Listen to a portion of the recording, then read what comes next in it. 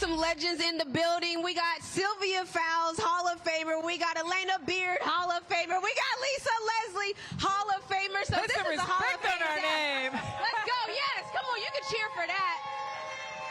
Yeah, you can cheer for that. I'm going to just start it out simple. When you got that call, Sylvia, like, what was that like? I'm still soaking it in. It was a surreal moment. But it did give me a sense of, like, accomplishment. This is something that I never dreamt of, but I went into it full force, and this is the outcome of it, so I'm very proud of myself. Love it. You too. I'm just curious. Right. Carol Callan actually called me, so it all came back full circle. And I'm pretty even killed, right? When I get calls like this, I'm like, oh my God, this is amazing, great. But I got pretty emotional. I'm next to Lisa Leslie. I'm going to be next to Sylvia Fowles, Sue Bird, Kathy Pondexter. Yes. Those women are women that I looked up to and competed against at a very high level. So it was really cool. I got so excited when I saw this particular class, and you're right, you're naming them off, but I was like, oh, okay, wait, what? They put everybody in that deserved to go in. It is amazing when you go into the Hall of Fame. And Sylvia, let me just tell you this one story I was telling you about.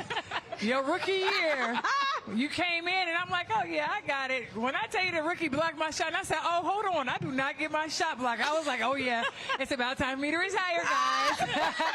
You are amazing. You played so great. Did you ever think about getting into the Hall of Fame when you were playing? I did not. So I tell Put this all the time. Like, my goal was never to, like, be a top phenomenal basketball player.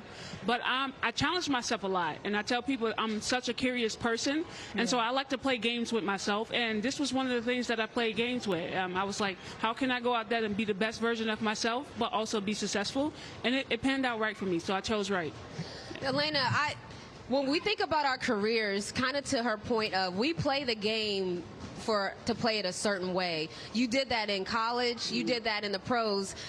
You were a defensive-minded player. Talk about that, because a lot of times when you think about Hall of Famers, it's, oh, they scored this many points, they scored that many points, but you entered the Hall of Fame, in my opinion, from them arms, that lockdown defense. Just talk about that mentality of leaning into defense. Yeah, no, it was something that was instilled in me early on. I had the pleasure of having a phenomenal high school coach who literally taught me the fundamentals of the game, both offensively and defensively, and he made me become that all-around player.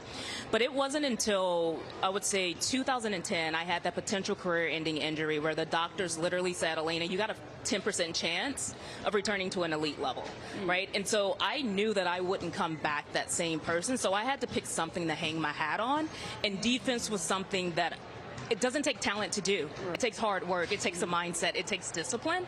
And I knew in order for me to sustain myself in the WNBA and be valuable to a team, that was one thing that I can do without question. Well, now you talk about defense. A few of us have some Defensive Player of the Year awards up here also.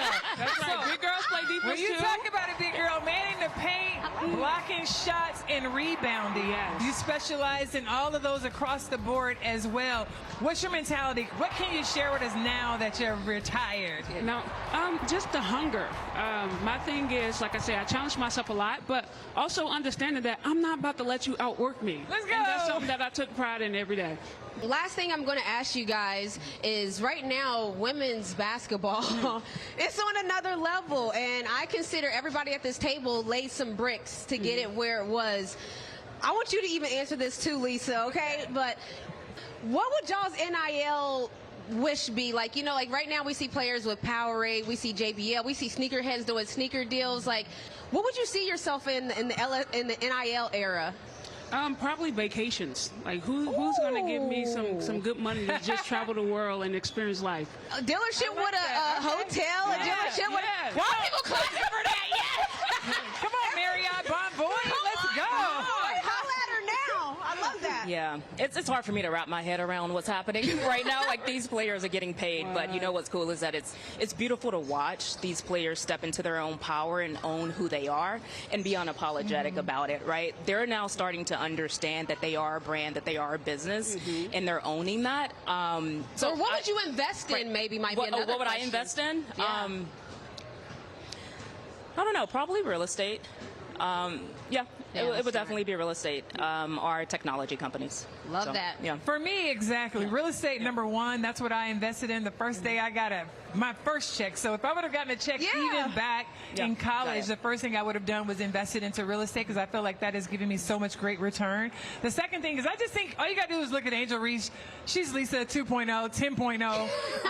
Hair, makeup, the bags, the clothes, you name it. We talking about cars, luxury, whatever you want to do.